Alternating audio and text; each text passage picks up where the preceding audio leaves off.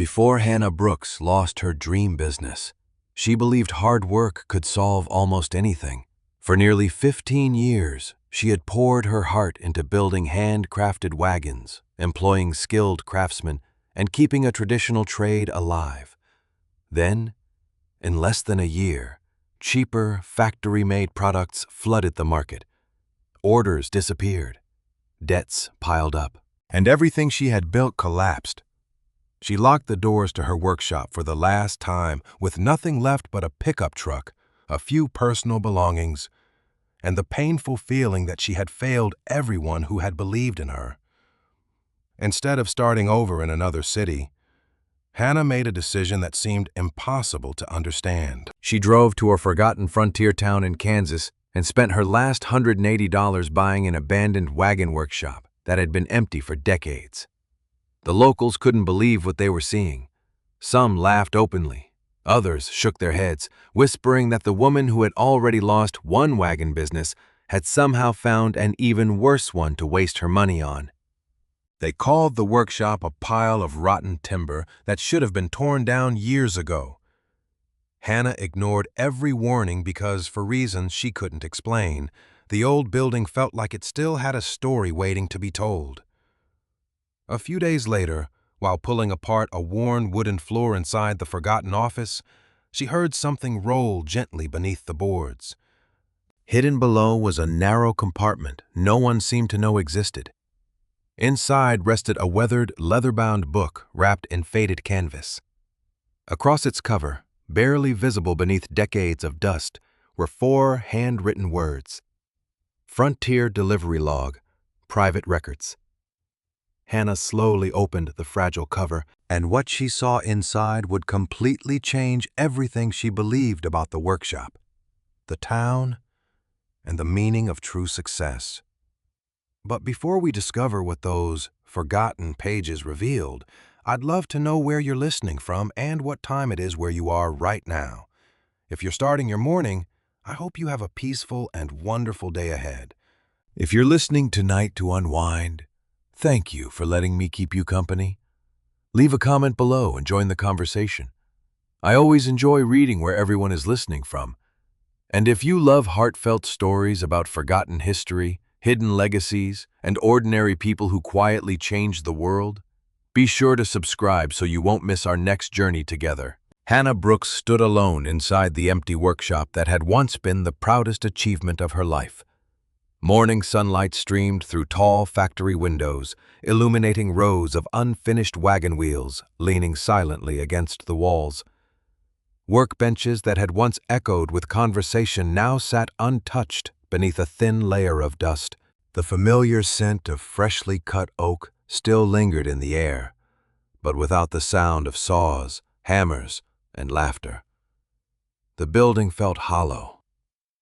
15 years earlier, she had rented a small garage with little more than a handful of borrowed tools and a determination to prove that handcrafted wagons still had a place in the modern world.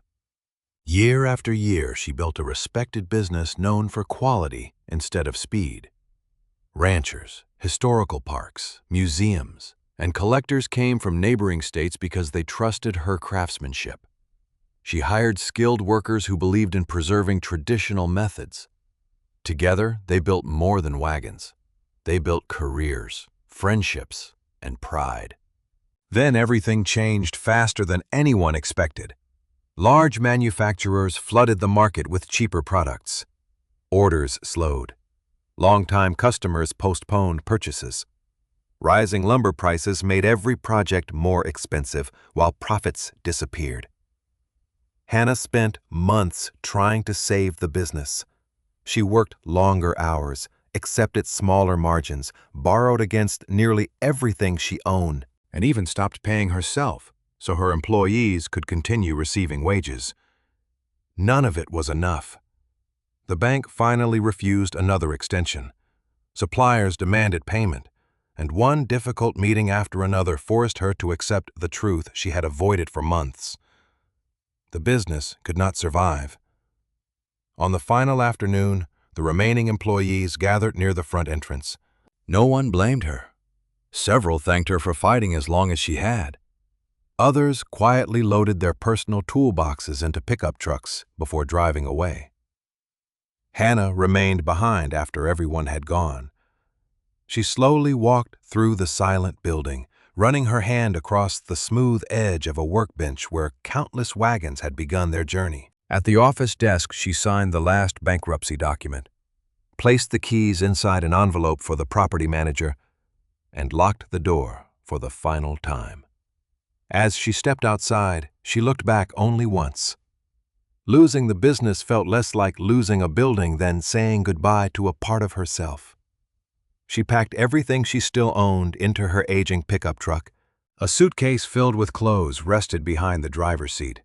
A small toolbox, family photographs, and several books occupied the bed of the truck beneath a weathered tarp. After paying debts, legal fees, and overdue bills, only $180 remained in her checking account. Friends encouraged her to look for management jobs with larger manufacturers, but every suggestion reminded her of what she had lost. She wanted distance before deciding what came next. For several days, she drove west across open highways without a destination beyond a destination between to leave painful memories behind. At a roadside diner in eastern Kansas, she noticed a flyer pinned to a community bulletin board. It announced a county tax auction scheduled for the following morning in a nearby frontier town. The notice listed abandoned properties that had been seized for unpaid taxes. Most were vacant lots, storage sheds, or deteriorating buildings. One short description caught her attention. Former Wagon workshop. Minimum bid $180. She stared at the paper longer than she expected. Buying another workshop with the last of her savings sounded completely irrational. She folded the flyer anyway and slipped it into her pocket. The next morning she arrived at the county courthouse where fewer than 30 people had gathered for the auction. Local farmers chatted comfortably while investors studied property lists. Hannah listened quietly as one parcel after another was sold. Finally, the auctioneer announced the abandoned Wagon workshop. He described the structure as unsafe, long vacant, and unlikely to attract commercial interest. The opening bid matched the unpaid taxes exactly. $180, he called. Silence followed. Several people exchanged amused glances, but no one raised a hand. Hannah took a slow breath before lifting her bidding card. $180, the auctioneer repeated. He looked around the room. Any higher bids? No one responded. A man near the back laughed softly. Another whispered, "Someone actually wants that old place?" The auctioneer struck his gavel. Sold! As paperwork was completed, Hannah overheard conversations that made little effort to stay quiet. One man joked that the building would collapse before she reached the front door. Another remarked that a woman who had already lost one wagon business had somehow managed to buy an even worse one. Hannah signed every document without replying. She accepted a heavy ring of old keys and directions to the property before climbing back into her truck. The workshop stood near the edge of town, beside an abandoned freight road overgrown with weeds. Weathered gray boards covered its exterior, and several windows had been nailed shut decades earlier. A faded wooden sign still hung above the entrance, though only the word "workshop" remained readable beneath cracked paint. Tall grass surrounded the building, and wild vines climbed one corner of the roof. It looked forgotten by almost everyone. Hannah unlocked the front door with effort. Rust protested inside the lock before it finally turned. The hinges groaned as the door slowly opened. Dust floated through narrow beams of afternoon light. Rows of neglected benches stretched across the main room. Wooden wagon parts rested exactly where someone had left them long ago. An office occupied one corner of the building with a worn desk, broken chair, and filing cabinet whose drawers refused to open. The silence felt different from the emptiness she had left behind. This place did not feel defeated. It felt abandoned while still waiting. Hannah spent the next hour walking carefully through each room, avoiding weak floorboards and fallen beams. Near the old office, she noticed scratches on the wooden floor where furniture had apparently been moved many times years before. Curious. She rolled back a faded rug lying beneath the desk. Beneath it, the floorboards looked older than the surrounding wood. As she crouched to examine them, something beneath the floor shifted. A small object rolled gently through the darkness below, stopping somewhere out of sight. Hannah remained perfectly still, listening to the silence that followed. Hannah remained crouched beside the faded rug for several moments, listening for the sound again. The workshop settled quietly around her as old timber creaked under its own weight. Whatever had rolled beneath the floorboards did not move again.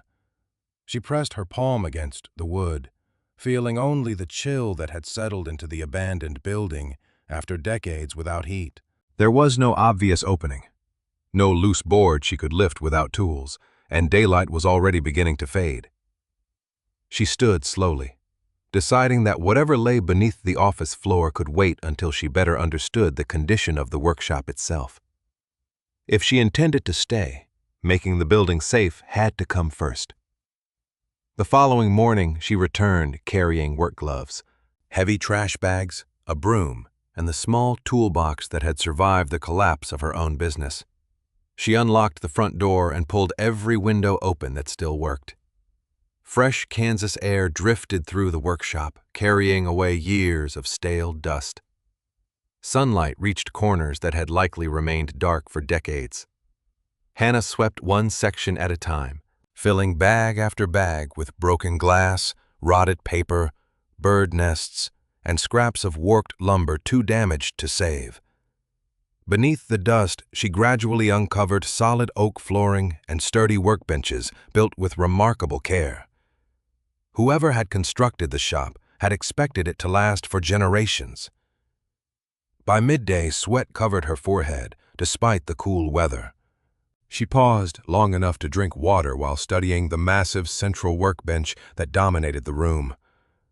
Every edge had been worn smooth by countless hands. Chisel marks and shallow scratches covered its surface, telling a silent story of decades spent shaping wagon parts. Unlike the abandoned factories she had seen before, this place did not feel carelessly built. Every beam fit tightly. Every joint reflected patience. It reminded her of the standards she had once insisted upon inside her own workshop. As she resumed sweeping, the sound of tires crunching across gravel echoed outside. A dusty pickup stopped beside the building. A broad-shouldered man climbed out, carrying a ladder in one hand and a toolbox in the other. He paused in the doorway before removing his cap. "You're the woman who bought this place," he said. Hannah nodded cautiously. "That's me." "Name's Caleb Turner." He extended a hand. "I restore old wagons and do carpentry around town." She shook it. "Hannah Brooks." Caleb glanced around the workshop. "Didn't expect to find anyone actually cleaning it." "Someone has to start somewhere." A faint smile crossed his face. "Roof's missing shingles over the back corner. If another storm comes through, you'll have water pouring onto those benches." Hannah looked upward and noticed the daylight filtering through several damaged sections she had overlooked. "I was planning to get there eventually." Caleb shrugged. "Eventually might be too late." He set the ladder against the wall without waiting for permission. "I've got leftover cedar shingles from another job. No charge. Figure the building deserves a fighting chance." Hannah hesitated. After months of struggling alone to save her own business, accepting help felt unfamiliar. "Why would you do that?" Caleb adjusted the ladder. "Because someone built this place right.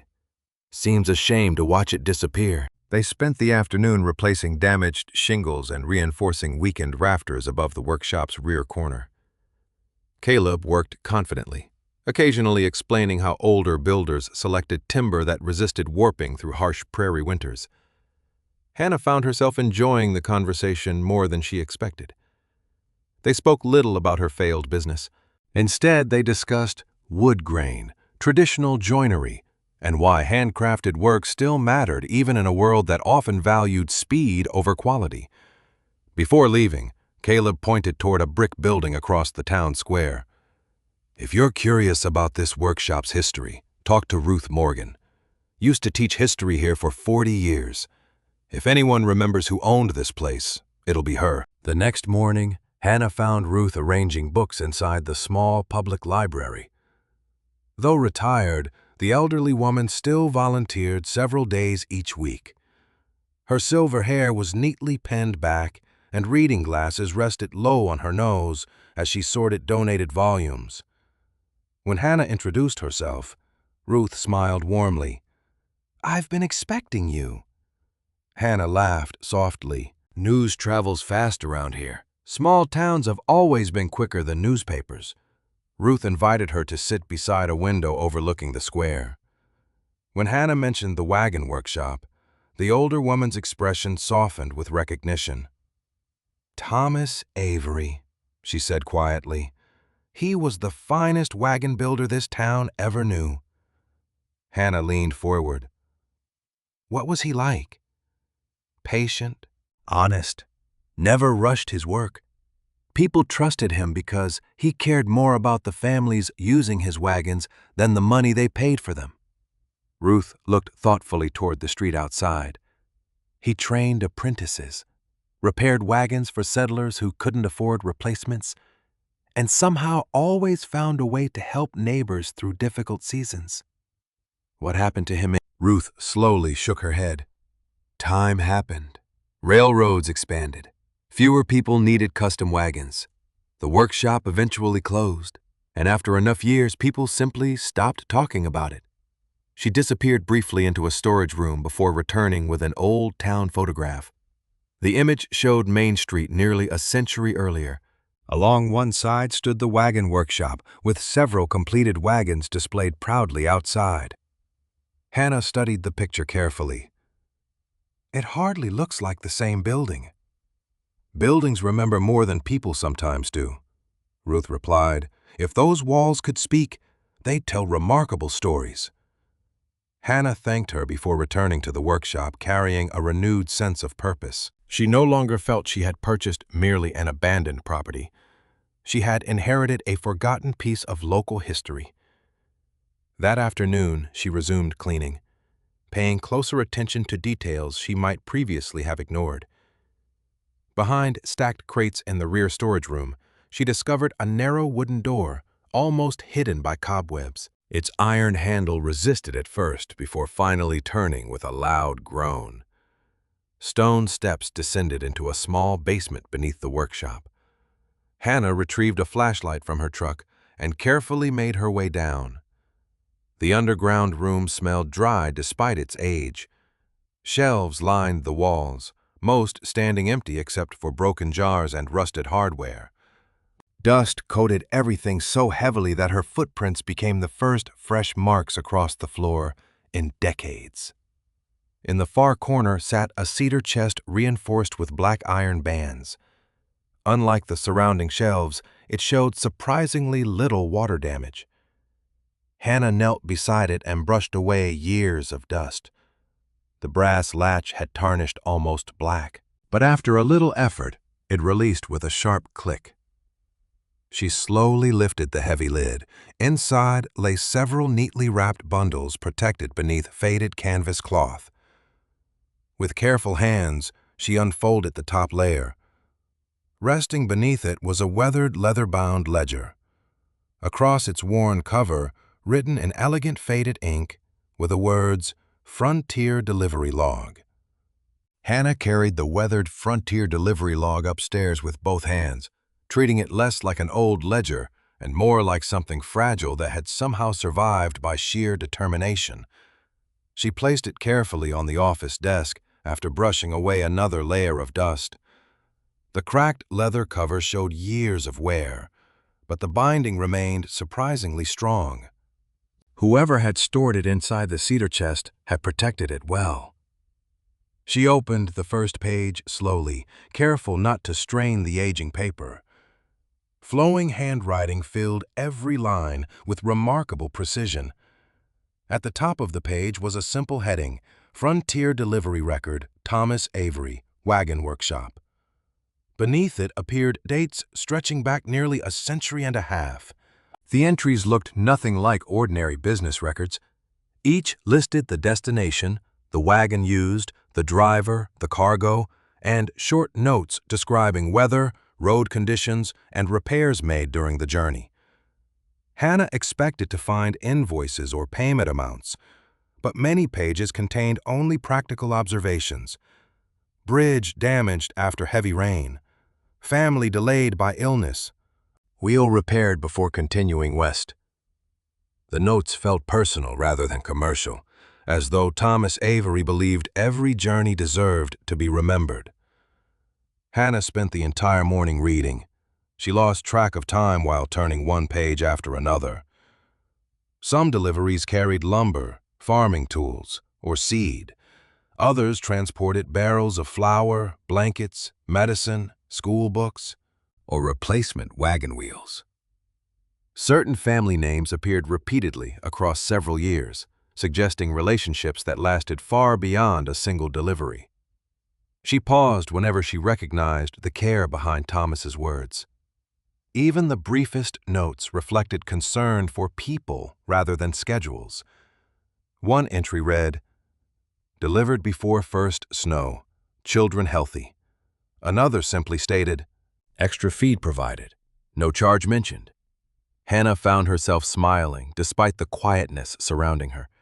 She had spent years reading contracts, supplier invoices, and financial statements while trying to save her own company.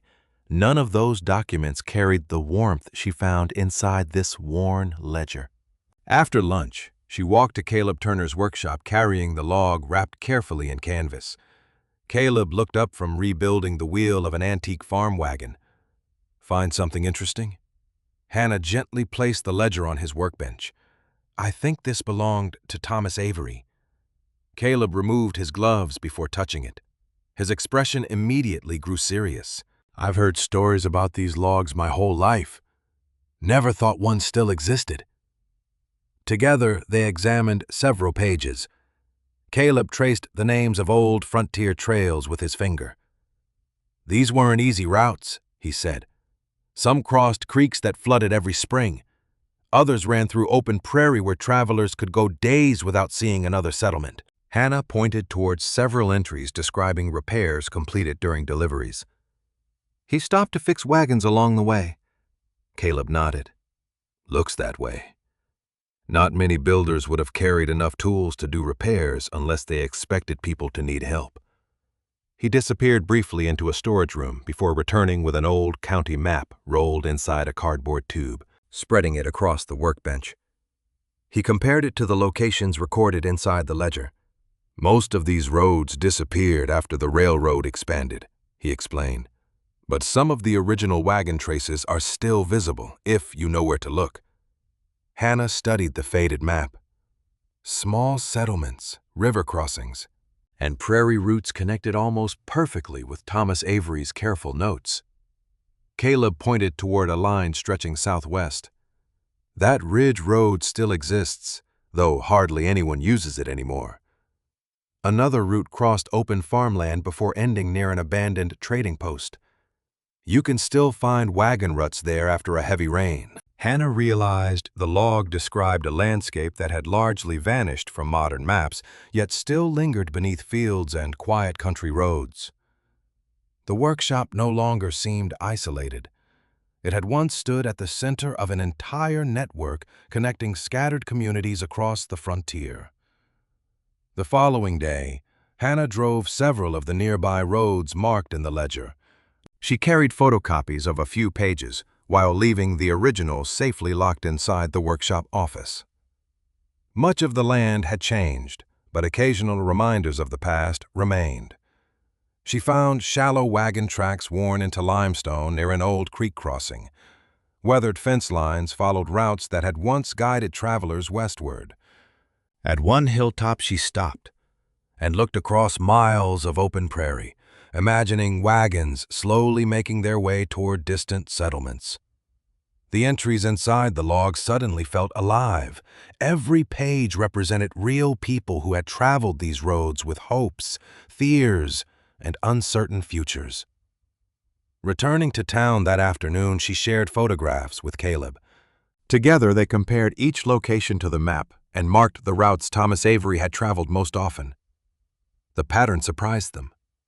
The deliveries did not simply connect profitable towns. Many reached isolated farms and distant homesteads far from major trade routes. Caleb leaned back thoughtfully. He must have spent days making some of these trips. Hannah nodded. Long trips that probably couldn't have earned much money. Maybe money wasn't always the point. His quiet observation lingered in Hannah's thoughts long after she returned to the workshop. That evening, she resumed reading deeper into the Frontier delivery log. The handwriting remained steady across hundreds of entries. Occasionally, Thomas added small sketches of bridges, crossroads, or wagon parts beside his notes. Hannah admired the care invested in every page. Near the middle of the ledger, she noticed something unusual. The page numbers no longer followed in sequence. One page ended with number 63. The next visible sheet was marked 68. She turned backward and forward several times. Believing she had accidentally skipped pages, the gap remained. 5 pages were missing. She examined the binding more closely. Thin fibers protruded from the center where sheets had once been sewn into place. The missing pages had not fallen out naturally. Someone had removed them carefully with a sharp blade long after the ledger had been assembled. Hannah continued searching through the remaining sections. Several chapters later, another gap appeared. Then another.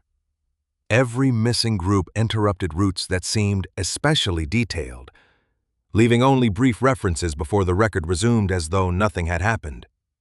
She gently closed the book and rested both hands on its worn cover. Whoever had hidden the Frontier delivery log had gone to great lengths to preserve it. Yet someone, at some point, had deliberately taken specific pages away. The question was no longer whether the workshop held forgotten history. It was why parts of that history had been carefully removed before the ledger was hidden away. The discovery of the missing pages stayed with Hannah long after she closed the Frontier delivery log for the night. Early the next morning, she carried the carefully wrapped ledger across the town square to the library, hoping Ruth Morgan might recognize something she had overlooked. Ruth welcomed her with a warm smile before noticing Hannah's serious expression. "You found more than old delivery records," she said. Hannah gently opened the book to the first gap in the page numbers. Someone removed these pages, not by accident. They were cut out. Ruth adjusted her glasses and leaned closer. She ran a careful finger along the binding without touching the fragile paper itself. "You're right," she said after a long silence. "These weren't torn away by age. Whoever removed them knew exactly what they were doing." Hannah watched as Ruth slowly turned several more pages until they reached another missing section. "The cuts are clean," Ruth continued. "The book was already complete when this happened." "Why would anyone preserve the ledger but remove only certain entries?" Hannah asked quietly. Ruth closed the cover for a moment. "Because they wanted some of the story remembered and some of it forgotten." Neither woman tried to guess what had once filled the missing pages. Instead, Ruth disappeared into the library archives, returning several minutes later carrying an oversized photograph protected inside a flat archival sleeve. She carefully slid it onto the reading table. The black and white image showed nearly a dozen men standing proudly in front of the wagon workshop many decades earlier. Several unfinished wagons rested behind them. Lumber was stacked neatly beside the entrance. Every face reflected quiet confidence earned through hard work. Ruth pointed toward a tall man standing near the center with rolled sleeves and a calm expression. "That's Thomas Avery." Hannah studied him closely. He looked younger than she had imagined, yet there was something steady in his posture that matched the thoughtful notes inside the Frontier delivery log. Around him stood apprentices, carpenters, wheelwrights, and laborers whose names Ruth identified from old town records. The workshop wasn't just one man's business, Ruth said softly. It supported many families. Hannah noticed something else. Nearly everyone in the photograph rested a hand on either a wagon or another worker's shoulder. The picture felt less like a formal business portrait and more like a family gathered after completing difficult work together. "May I make a copy?" Hannah asked. Ruth smiled. "I'd be disappointed if you didn't." That afternoon, Hannah stopped at Samuel Reed's hardware store to buy replacement hinges, nails, and lamp oil for the workshop. Samuel, a broad man with weathered hands and years of practical experience, recognized her immediately. "How's the old building holding together?" he asked while measuring out a box of screws. "Better than I expected." Hannah hesitated before adding, "I've been learning a little about its history." Samuel gave a short nod. "More history than future, if you ask most folks." Hannah smiled politely. "Did you ever know much about the workshop?" "Not personally. Closed long before I was old enough to remember much." He finished packing her supplies before leaning against the counter. "Though I do remember something strange from years back." Hannah looked up. "What was that?" "A fellow drove through town asking questions about the place." "When?" "Must have been 20 years ago, maybe longer." Samuel frowned thoughtfully. He wasn't interested in restoring it. Didn't ask about the building itself. Kept asking whether anyone had old records, journals, or workshop papers. Hannah remained quiet. Samuel shrugged. Nobody could help him. Folks figured whatever records existed had disappeared decades before. "Did he ever come back?" "Not that I know of." Samuel handed her the paper bag of supplies. "Eventually, people forgot about him." Hannah thanked him and returned to the workshop with another small piece of its history. She spent the remainder of the afternoon repairing loose shelving inside the office before deciding to clean the old desk more thoroughly. She had already emptied its visible drawers several days earlier, finding nothing beyond brittle receipts and broken pencils. Now, with fresh curiosity, she examined the furniture itself. The oak desk had been built with unusual craftsmanship. Its joints fit perfectly despite its age, and the wood carried decorative details unnecessary for an ordinary office. She ran her fingertips beneath the desktop, tracing carved edges that seemed slightly uneven near the back panel. Kneeling beside the desk, she tapped gently along the underside. Most sections produced the solid sound of thick oak. One narrow strip answered with a noticeably hollow tone. Hannah reached for a small screwdriver from her toolbox and carefully loosened 2 rusted screws securing the decorative molding. The wooden strip shifted slightly beneath her hand. She eased it free, revealing a shallow, hidden compartment built inside the desk itself. The space was only a few inches deep, just large enough to conceal folded papers. Inside rested a single envelope protected beneath yellowed waxed cloth. Dust had settled around it, but the envelope itself remained dry. There was no address on the outside. Only one name appeared in neat handwriting: Thomas Avery. Hannah unfolded the brittle paper with slow, careful movements.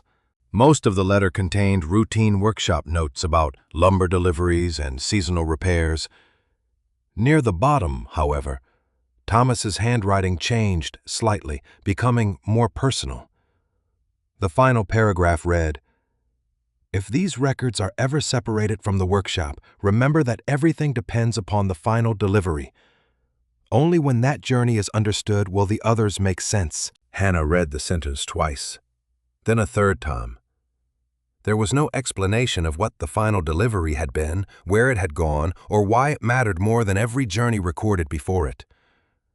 She carefully folded the letter along its original creases and looked around the quiet office. The Frontier delivery log had revealed missing pages. The old photograph had shown the people who built the workshop together.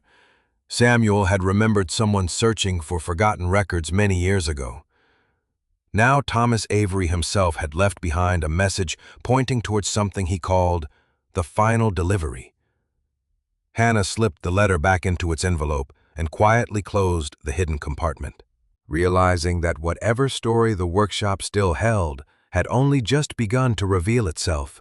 Hannah returned to the cedar chest the next morning, convinced that the answer to Thomas Avery's final delivery might be buried among the remaining bundles. She carried them upstairs, one at a time, and arranged them across the office desk, keeping the Frontier delivery log and the hidden letter beside her. Most of the bundles contained old invoices, lumber lists, repair estimates, and notes about wheel sizes or iron fittings. The records were useful, but none mentioned the final delivery. Near the bottom of the chest, however, she found a thinner book, wrapped separately in oilcloth. Its cover was plain brown leather, softened by age, with Thomas Avery's initials pressed into one corner. Unlike the careful columns of the delivery ledger, the first pages were filled with personal observations written whenever Thomas had time. Hannah realized she was holding his private workshop journal. She began reading slowly. The earliest entries described a thriving trade. Settlers arrived, needing wagons strong enough to cross rough country. Farmers brought broken axles after harvest. Merchants ordered freight wagons, while families preparing to move west requested lighter vehicles that could carry everything they owned. Thomas wrote about choosing timber, training apprentices, and testing every wheel before allowing a wagon to leave the yard. His pride never sounded boastful. He measured success by whether a wagon returned safely for repair years later, worn from useful service rather than poor construction. Caleb arrived before noon with replacement boards for the storage room. When Hannah showed him the journal, he set aside his tools and read several pages beside her. One entry described how Thomas refused to shorten the seasoning time for oak, even when customers were waiting. "Green wood bends quickly," Caleb read aloud, "but patience keeps a wheel true." He smiled. "That sounds like something every good builder learns the hard way." Hannah nodded, thinking of all the times she had defended slower methods in her own business while competitors promised faster delivery. The similarities made Thomas feel less like a distant historical figure and more like someone who had faced the same pressure she once had. As the journal continued, its tone changed. Thomas began mentioning the railroad more often. New tracks reached nearby towns, and freight that once traveled by wagon moved faster by train.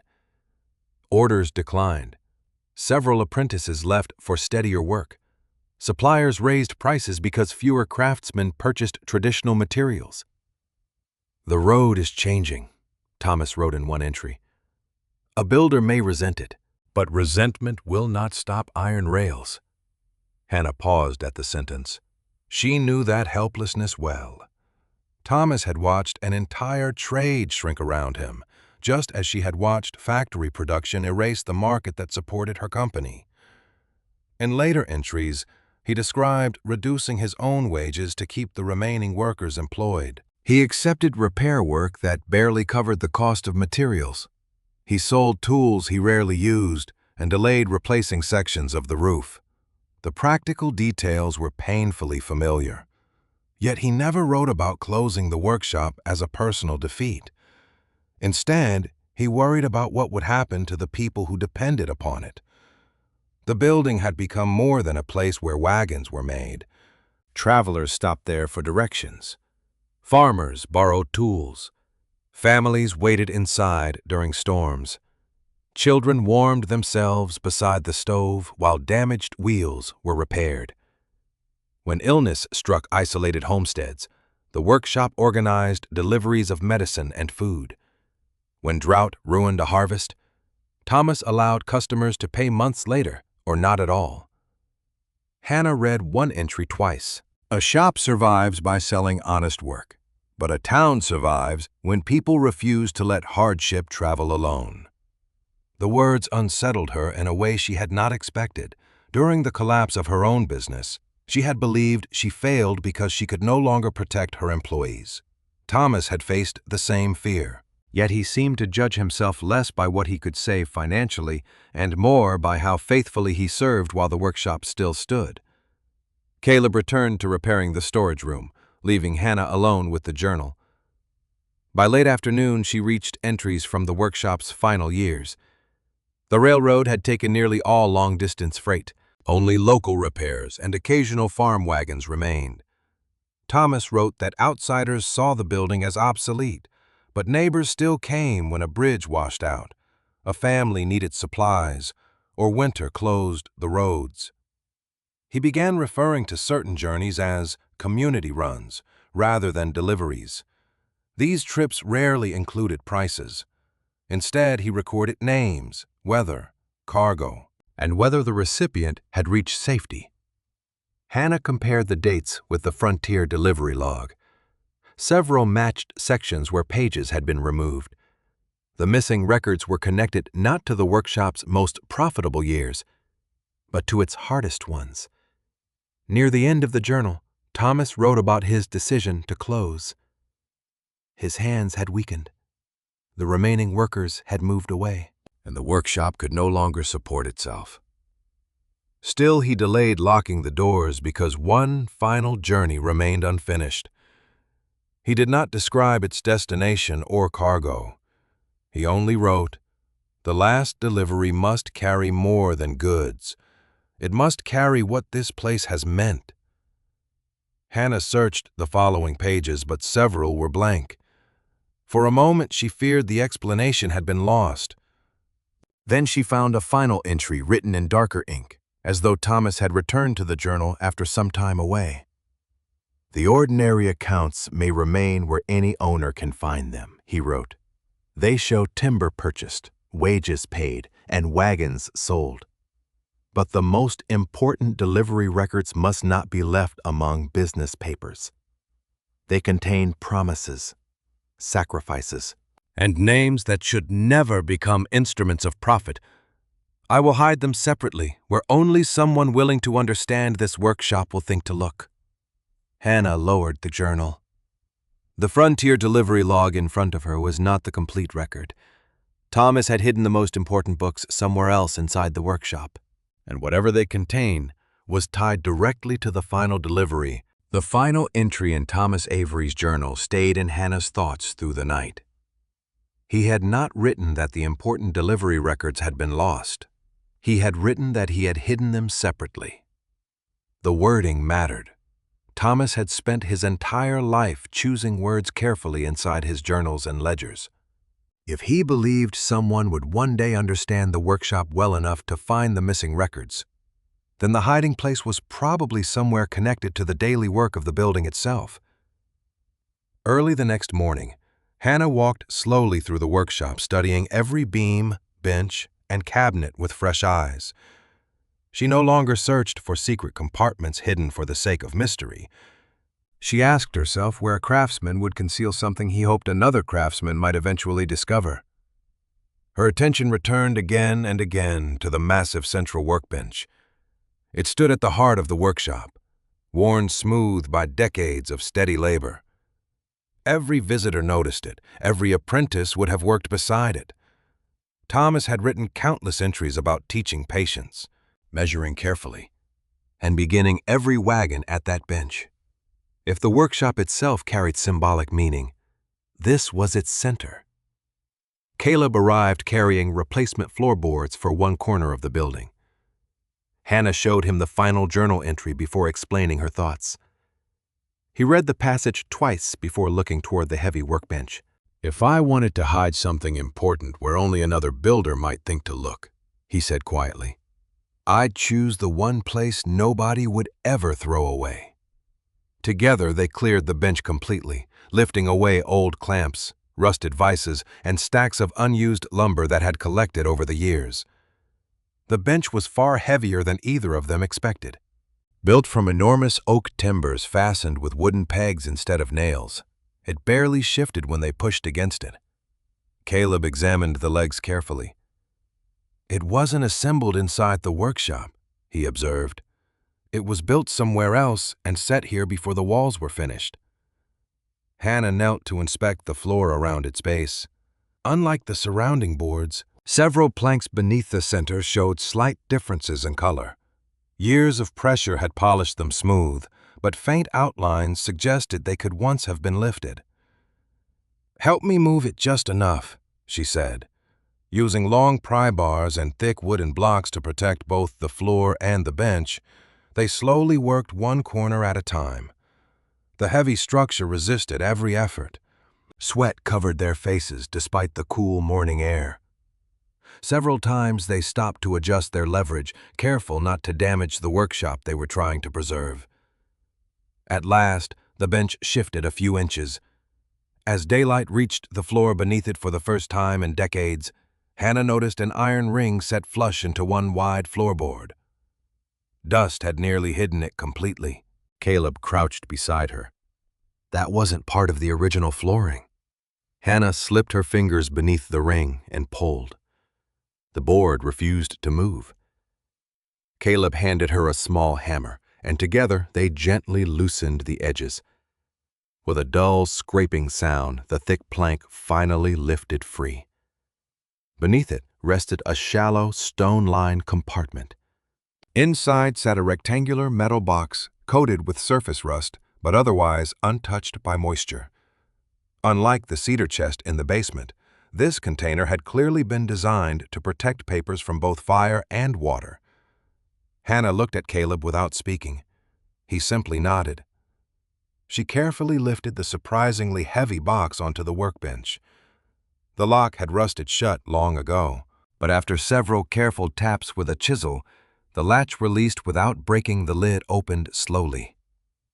Inside, wrapped in layers of oilcloth pied with cotton cord, rested several leather-bound ledgers, folded maps, and sealed document packets. The air carried the faint scent of aged paper and cedar. Hannah untied the first bundle with trembling hands.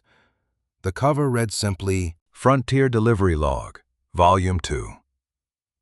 Beneath it rested additional volumes continuing the same careful handwriting she had already come to recognize. Caleb quietly removed another bundle while Hannah opened the second ledger. Immediately, she found the missing page numbers. The entries that had been cut from the first book had not been destroyed at all. They had been rewritten and preserved here in complete form. She turned several pages, expecting ordinary delivery records. Instead, she found something entirely different. One entry described a wagon loaded with seed grain delivered to a family after crop failure. Under payment, Thomas had written only 2 words: "No charge." Another recorded replacement wagon wheels supplied to a widow whose husband had died during winter. Again, there was no payment listed. The next pages continued the same pattern: medicines delivered during illness, lumber provided after prairie fires, blankets transported before severe storms, school supplies carried to isolated settlements, repairs completed for travelers who had no money but promised to help someone else when they could. Caleb slowly read over Hannah's shoulder. "These weren't business deliveries," he said. Hannah nodded silently. The ledgers listed hundreds of journeys, each carefully recorded with names, destinations, cargo, weather, and brief notes about the people receiving help. Sometimes Thomas accepted payment months later. Often he accepted none at all. Several entries simply read, "Community account." Others ended with phrases such as, "Settled through kindness," or "Paid by previous generosity." Hannah reached another ledger containing detailed annual summaries. Instead of profits, Thomas had counted wagons repaired for struggling families, supplies delivered during emergencies, apprentices trained without tuition, and miles traveled helping isolated settlements remain connected. The workshop had certainly earned income through regular orders, but those earnings had quietly supported something much larger. It had become a place where hardship was shared instead of ignored. Hannah remembered the words she had read only the day before. A shop survives by selling honest work, but a town survives when people refuse to let hardship travel alone. Until now, she had admired the sentence as a thoughtful reflection. Looking at the ledgers spread across the workbench, she finally understood that Thomas had lived those words every single day. The missing records had never been financial secrets. They documented generosity so personal that Thomas had hidden them away rather than allow them to become ordinary business accounts. Hannah gently closed one of the ledgers and rested her hand on its worn cover. She had spent months believing the greatest thing she had lost was her own business. Standing inside the restored heart of Thomas Avery's workshop, surrounded by hundreds of quiet acts of compassion preserved in careful handwriting, she realized the workshop's greatest legacy had never been the wagons it built. It was the people those wagons had carried through the hardest seasons of their lives. For the next several days, Hannah and Ruth worked side by side at a long table inside the library, comparing names from Thomas Avery's hidden frontier delivery logs with census records, church registers, land deeds, and old newspapers. The work required patience. Some family names had changed spelling over time. Others appeared only once before disappearing from local records. Ruth moved through the archives with practiced certainty, while Hannah created careful lists of dates, destinations, and cargo. Every confirmed connection transformed a faded entry into the story of a real household. A delivery of seed grain had helped one family remain on its farm after drought destroyed the harvest. A wagon carrying medicine had reached an isolated settlement during a fever outbreak. Several loads of lumber had been sent after prairie fires damaged homes beyond repair. Thomas had written about each journey without praise, recording only what was needed and whether the family had reached safety. Hannah began to understand why he had hidden the ledgers. The pages contained hardship people might once have wished to keep private, but they also preserved acts of courage that the town had nearly forgotten. Ruth traced one entry with the tip of her pencil. "Look at this name," she said. "Turner." Hannah leaned closer. The record described a winter delivery made to a Patrick Turner living 17 miles west of town. The cargo included flour, lamp oil, 2 blankets, axle grease, and a replacement wheel rim. Underpayment, Thomas had written, deferred until spring.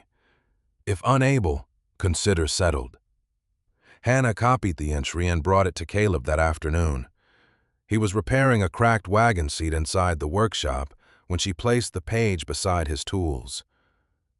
"Does the name Patrick Turner mean anything to you?" she asked. Caleb stared at the paper. His hands became still. "My great-grandfather." Hannah pointed to the date. "Thomas delivered supplies to him during a winter storm." Caleb read the entry slowly, then pulled an old photograph from a drawer in his toolbox. It showed a young family standing beside a plain farm wagon. A man rested one hand on the wheel, while 2 children stood near their mother. "That's Patrick," Caleb said. The family's story was that he nearly lost the farm after an early freeze killed the crop. They survived the winter, but nobody ever knew who helped them. His voice softened as he looked toward the hidden ledgers spread across the central workbench. "That wagon stayed in our family for 3 generations." Hannah saw the discovery settle over him with equal parts pride and gratitude. Until that moment, the history had belonged to Thomas Avery and distant families recorded in old ink. Now it had reached directly into Caleb's life. He touched the copied entry again. He never asked them to remember his name. Maybe that was the point. Hannah said. Caleb nodded, but his eyes remained on the page. Word of the ledgers traveled quickly after Ruth mentioned the research during a local historical society meeting. At first, only a few residents visited the workshop. An elderly woman arrived carrying a photograph of her grandparents beside a freight wagon marked with Thomas Avery's Small Makers stamp. A farmer brought an iron wheel hub discovered years earlier inside a barn. Another family contributed a bundle of letters describing supplies that had arrived after a flood damaged their home. Hannah placed each object on clean tables, labeling it carefully and recording who had brought it. She refused to treat the items as possessions belonging to the workshop. They were pieces of family history entrusted to the community. Within a week, the main room began filling with photographs, tools, journals, and stories. Children came with parents who had never entered the abandoned building before. Ruth read ledger entries aloud, while Caleb explained how the old wagons had been constructed. Even Samuel Reed stopped by, claiming he only wanted to inspect the repaired roof. He remained nearly an hour, studying the photographs without making another comment about tearing the place down. The attention created new practical problems. The roof was stable, but several windows still leaked cold air. The office lacked secure storage for fragile documents, and the warped front steps became dangerous under heavy foot traffic. Hannah spent nearly all the money she had earned from small repair jobs on basic materials. Caleb donated labor whenever he could, while Ruth persuaded the library to loan archival sleeves and protective boxes. The work felt exhausting, but it no longer felt lonely. One afternoon, Hannah found a small envelope resting on the central bench. Inside was a handwritten note from a family whose ancestors appeared in the logs. It thanked her for returning a forgotten story to them. There was no money enclosed, only a faded photograph of a wagon crossing a shallow creek. Hannah studied the image for a long time. She remembered the final days of her failed business, when she had measured every decision against debts she could not overcome. Here, progress could not be measured by profit. It appeared in names reunited with families, stories returned to the town, and people choosing to help preserve something they had once ignored. Near sunset, a dark sedan pulled onto the gravel beside the workshop. A neatly dressed man stepped out carrying a leather portfolio. He introduced himself as a representative of a regional development company and walked through the building with confident interest. He asked about the property boundaries, road access, and structural condition. Hannah explained that the workshop was being restored as a historical site, but he seemed more interested in the growing attention surrounding it. "This location has potential," he said. "Tourism, retail, private events. Properly developed, it could become valuable." Hannah felt her shoulders tighten. "It already is valuable." The man smiled as though she had confirmed his point. He opened the portfolio and placed a typed offer on the workbench. The amount was far greater than anything Hannah had expected to see. It was enough to repay what remained of her old personal debts, replace her aging truck, and begin another business somewhere else. "Our company is prepared to purchase immediately," he said. "No repairs required, no delays." Hannah looked from the offer to the hidden ledgers, then toward Caleb's family photograph resting beside Patrick Turner's delivery entry. The man closed his pen and waited. For the first time since buying the workshop for $180, Hannah understood that other people had begun to see its worth. The question was whether they saw the same value she did. Hannah read the development company's offer twice before sliding it back across the workbench. The amount was large enough to erase nearly every financial consequence of losing her former business. For several seconds, she imagined what accepting it would mean. No more borrowed tools. No more counting the cost of every board. No more wondering whether her truck would start on cold mornings. She could leave Kansas with enough money to begin again somewhere easier. The representative mistook her silence for hesitation. "We can close quickly," he said. "The company would preserve some historical features, perhaps display one or two of the ledgers in the lobby." Hannah looked toward the tables covered with family photographs, handwritten letters, and objects neighbors had entrusted to her. Caleb's copy of Patrick Turner's delivery entry rested beside the old family photograph. Thomas Avery had hidden those records so they would never become instruments of profit.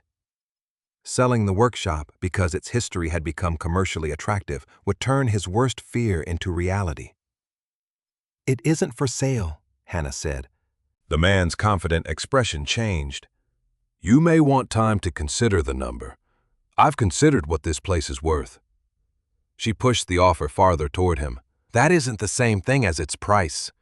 He closed the portfolio with visible disappointment, reminded her that the offer would not remain open forever, and left without another argument. Hannah watched the sedan disappear down the old freight road. Only after it was gone did she realize how tightly she had been gripping the edge of the bench. Caleb, who had remained near the rear doorway during the conversation, stepped closer. "You could have solved a lot of problems with that money." "I know." "Do you regret saying no?" Hannah looked around the workshop. "Ask me again when the next roof repair comes."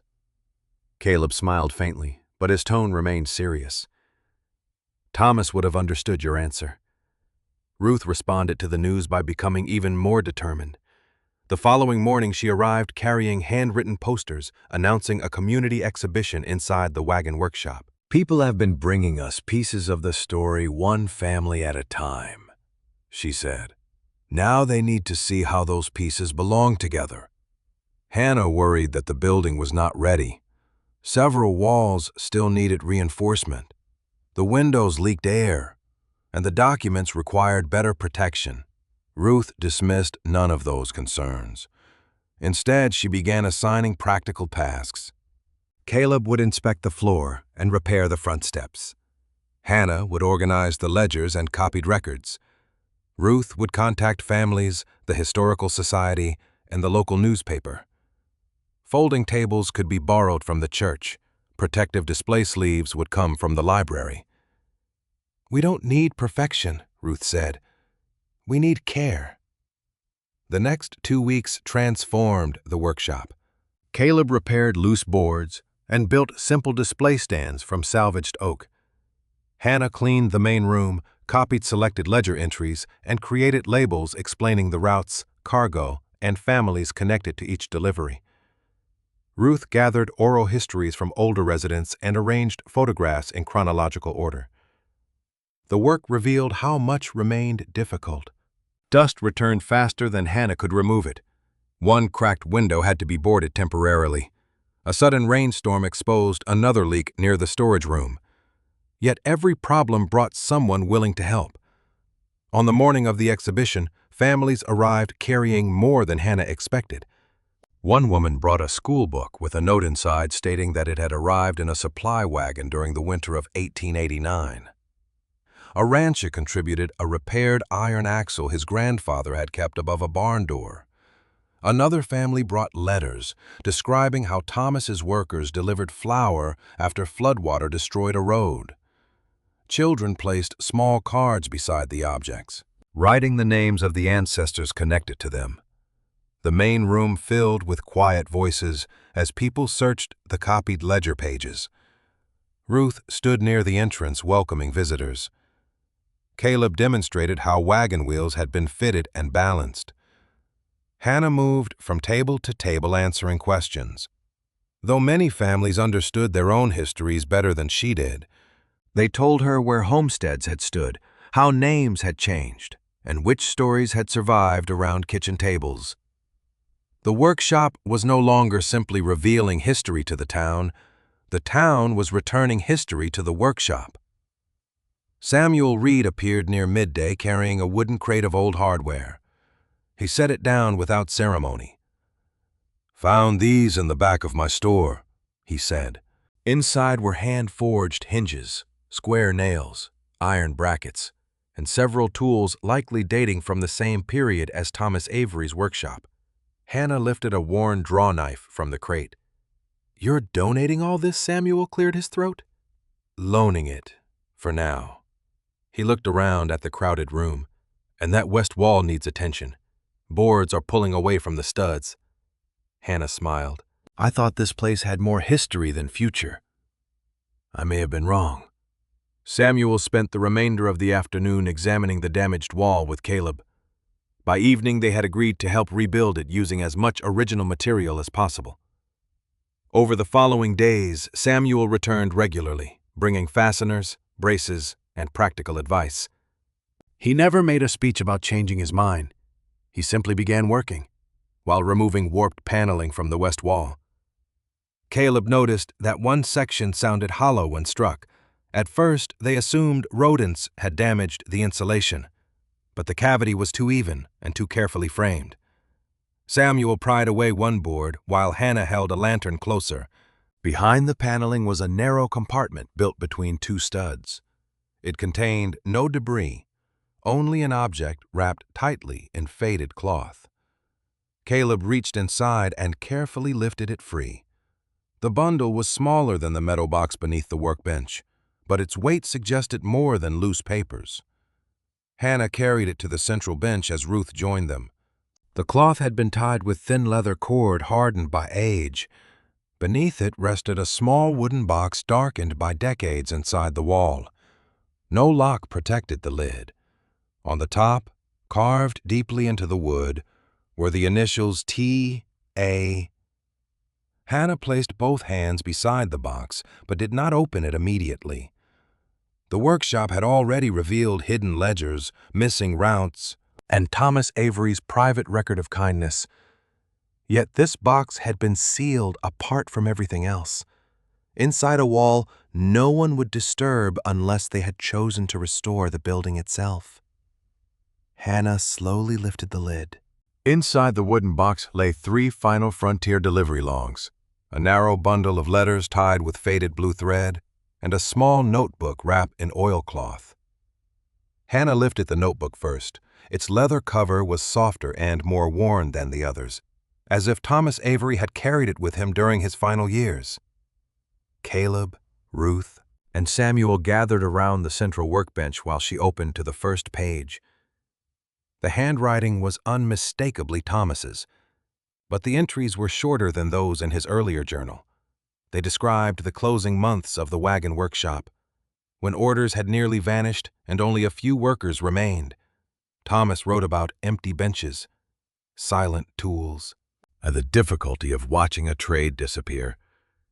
Yet even then, he continued making deliveries. The final logs listed medicine carried through snow, food delivered after failed harvests, school books taken to distant settlements, and replacement parts brought to families who could not afford repairs. Hannah turned each page carefully. Many entries included no payment at all. Instead, Thomas had written, "Settled by community, return kindness when able, or simply, no debt." Ruth unfolded the letters one at a time. They had been written by families who received help from the workshop. One thanked Thomas for delivering flour after a flood destroyed stored grain. Another described how a repaired wagon allowed a doctor to reach an injured child before nightfall. A teacher wrote that the books Thomas carried had become the first library in a frontier schoolhouse. None of the letters praised him publicly. Most were private expressions of gratitude from people who believed their difficult seasons had already been forgotten.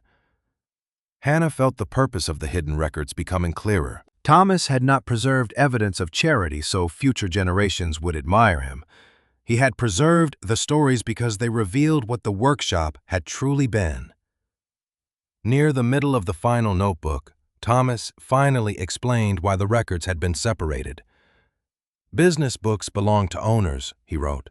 "They may be sold, counted, or used to prove what one person owes another. These delivery logs are different. They contain moments when neighbors carried one another through hardship. Such moments must never become claims advertisements or reasons for shame." Hannah paused and looked around the workshop. The development company's offer rested inside a drawer only a few feet away. The representative had wanted to turn the building's history into a commercial attraction. Thomas had feared exactly that. He had hidden the logs because he understood how easily generosity could be converted into profit or obligation. Caleb opened one of the final volumes and found the complete record connected to Patrick Turner. The entry explained that Patrick's crops had failed after an early freeze and that his family lacked enough food and fuel to survive the winter. Thomas had delivered supplies during dangerous weather, then refused payment after learning Patrick planned to sell his only remaining horse. "No family should lose the means to begin again," Thomas had written. Caleb lowered his head.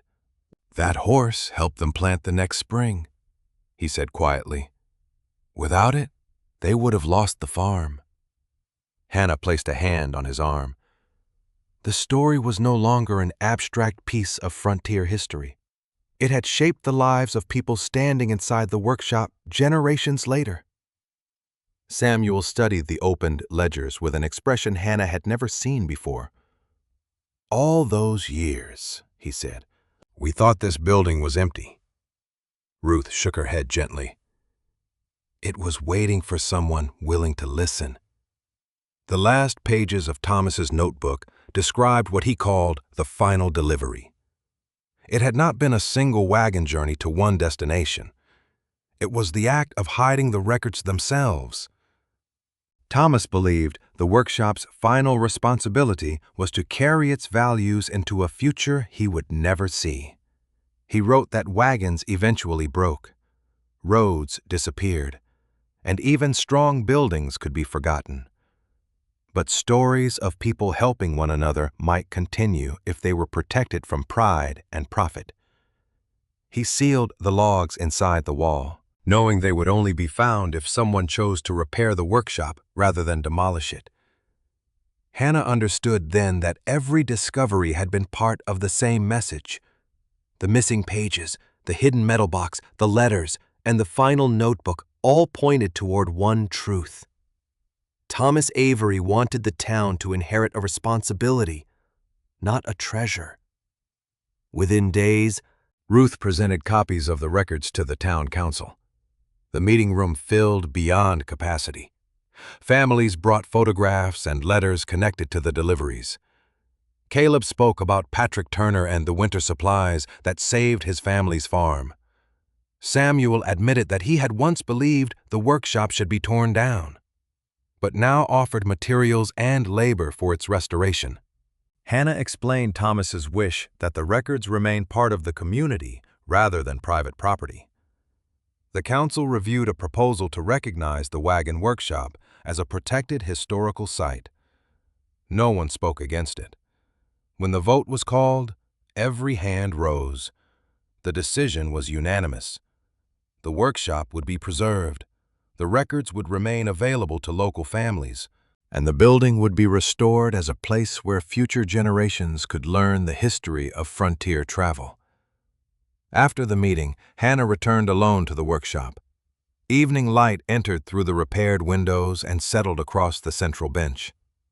She opened Thomas's final notebook to its last page. Beneath a short note addressed to whoever eventually found the records, he had written one final sentence. "A wagon carries supplies for a season. A kind journey carries hope for generations." By the following autumn, the wagon workshop no longer looked like a building waiting to collapse. Its weathered gray boards had been repaired rather than replaced, preserving the marks left by decades of prairie wind. Caleb rebuilt the front steps from seasoned oak and reinforced the roof without changing its original shape. Samuel supplied hand-forged hinges, square nails, and several lengths of lumber from the oldest section of his store.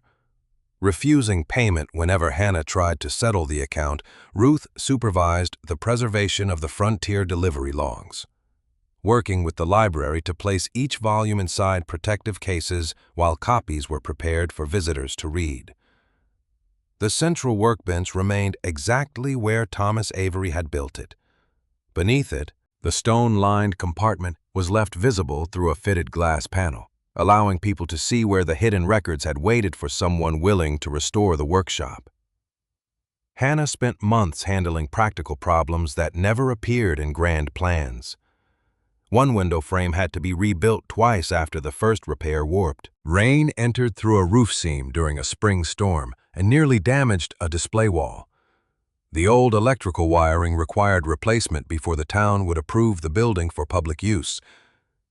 Every setback stretched their limited funds.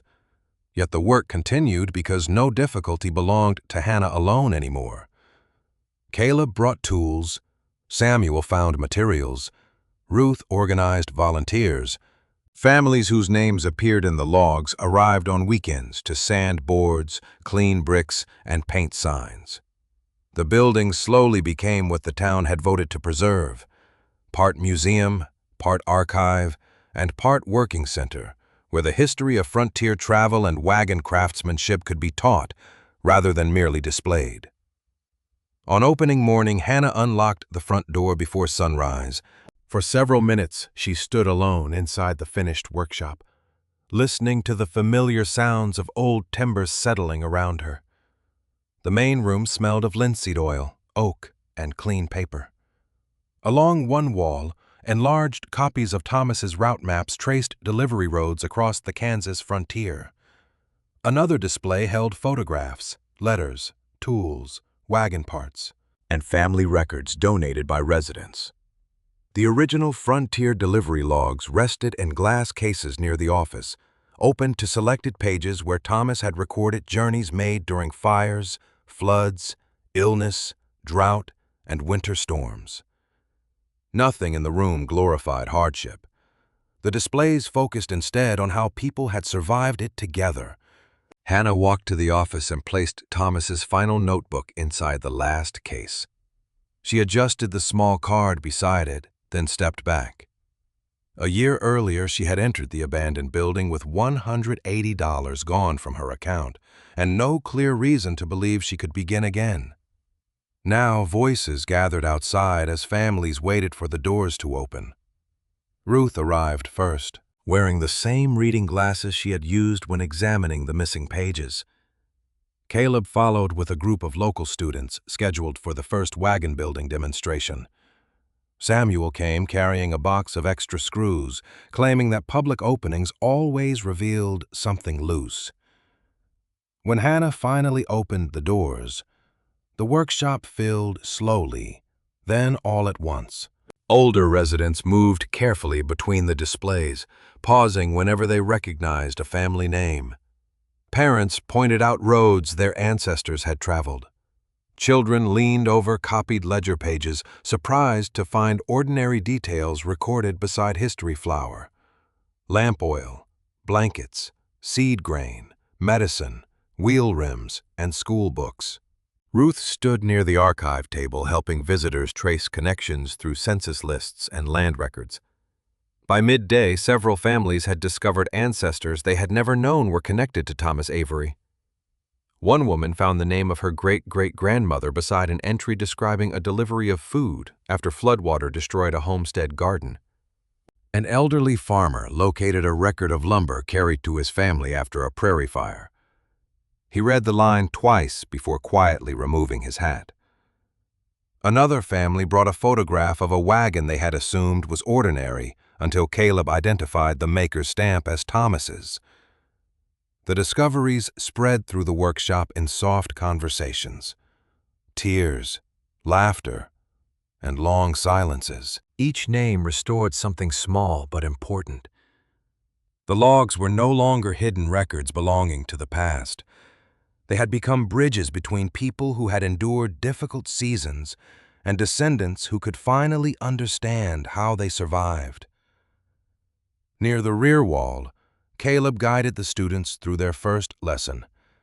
Instead of beginning with a full wagon, he gave each child a small piece of oak and showed them how to read the direction of the grain. "A good builder doesn't force the wood," he explained. "You learn what it can carry before you shape it." Hannah watched from across the room as a young girl carefully pushed a hand plane along the board. The first attempt caught against the grain. Caleb showed her how to adjust the angle and try again. The second shaving curled smoothly onto the floor. Her face brightened with pride. Around her, other children measured, sanded, and asked questions about wheels, axles, and the roads marked on Thomas's maps. The workshop echoed once more with the sounds of tools and patient instruction. It was not manufacturing wagons for profit, yet the craft had returned to the building in a form Thomas would have understood. Samuel joined Hannah near the entrance and folded his arms while watching the lesson. "I still say the west wall leans half an inch," he muttered. Hannah smiled. "You've been saying that for 6 months, and I'll keep saying it until Caleb admits I'm right." Caleb heard him from across the room. "The wall's straight. Your eyes lean."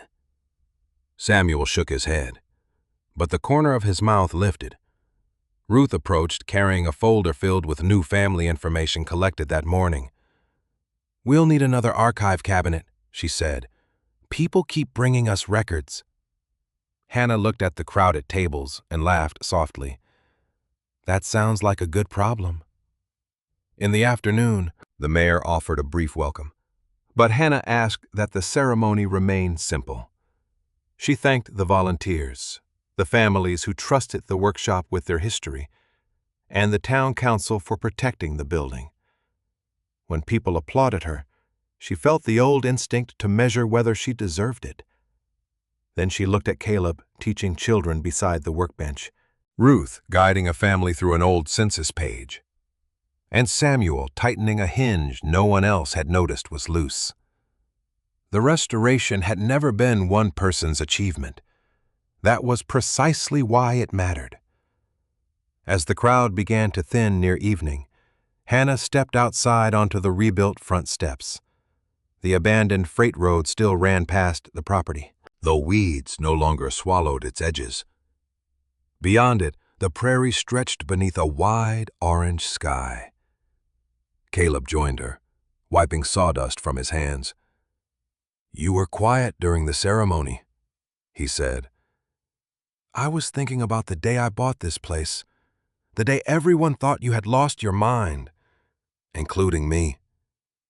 He leaned against the railing.